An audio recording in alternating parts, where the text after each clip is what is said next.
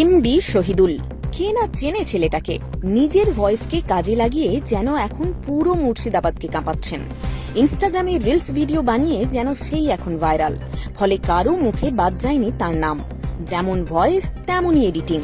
নিজের আইফোন থেকে এডিট করে ইনস্টাগ্রাম সহ বেশ কিছু সোশ্যাল মিডিয়া প্ল্যাটফর্মে পোস্ট করে নিজের জন্য তিনি যেমন কিছু করে দেখিয়েছেন, তেমনি তার পরিবারের কথাও ভেবেছেন।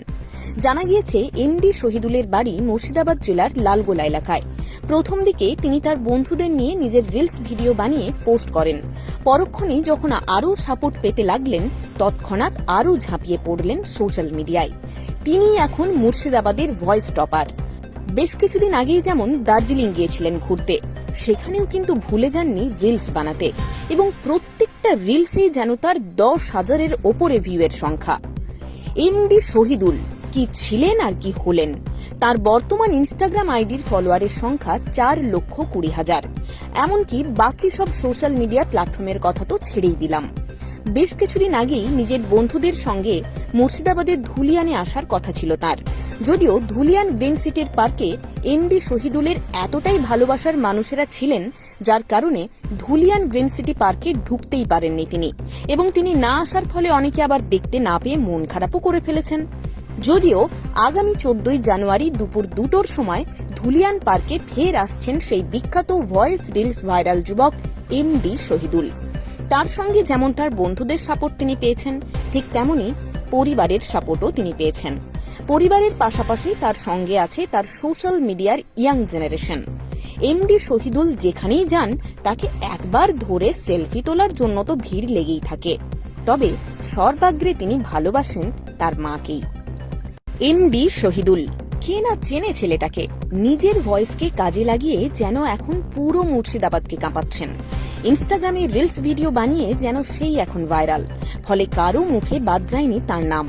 যেমন ভয়েস তেমনই এডিটিং। নিজের আইফোন থেকে এডিট করে ইনস্টাগ্রাম সহ বেশ কিছু সোশ্যাল মিডিয়া প্ল্যাটফর্মে পোস্ট করে নিজের জন্য তিনি যেমন কিছু করে দেখিয়েছেন, তেমনি তার পরিবারের কথাও ভেবেছেন। জানা গিয়েছে এমডি শহীদুলের বাড়ি মুর্শিদাবাদ জেলার লালগোলা এলাকায়।